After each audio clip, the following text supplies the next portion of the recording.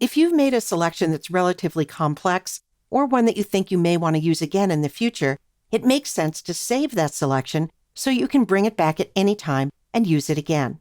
To show you how to do that, I have a photograph, and on top of the photograph, I have this design, these two rectangles.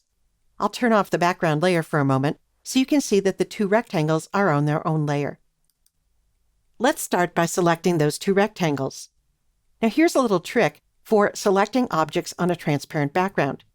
If you hold down the Command key, that's the Control key on Windows, and click on the thumbnail on the layer with transparent pixels, the design layer, that selects only the non-transparent pixels on that layer, in this case the two rectangles.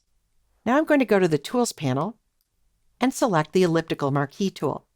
And I'll make sure that the Intersect With option is highlighted in the options bar.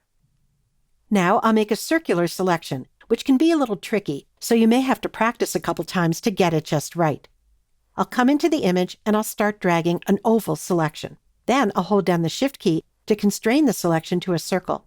Then, with my finger still on the mouse and another finger still on the Shift key, I'll hold down the space bar too, and I'll push the circle up and to the left where I want it. Then, still keeping the mouse and the Shift key held down, I'll release the space bar and continue to drag. When I'm happy with the selection, I'll release the mouse and the Shift key, and here's the result. So let's make use of this selection. I'm going to fill it with color on the design layer. So I'll select the design layer, and then I'll go up to the swatches panel, and I'll select a color. You can choose any color you like. And then I'm going to use the shortcut for filling with the foreground color, and that's Option Delete on the Mac or Alt Backspace on Windows. Now, since it took me a little while to make this selection, I'm going to save it, and that will give me the option to bring it back in the future and make a change. I'll go up to the Select menu, and I'll choose Save Selection. I'll give the selection a name. I'll call this My Circle, and I'll click OK. And then I'll deselect by pressing the shortcut Command+D on the Mac or Control+D on Windows. So now let's say that I've saved and closed the image and some time has gone by, and I want to go back in and change that purple circle. Even at that point, I can load my selection back in.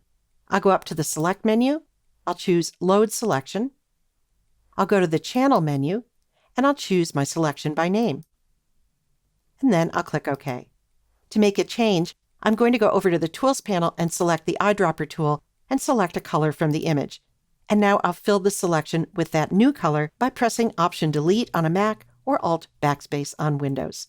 And then I can deselect Command+D on Mac or Control+D on Windows.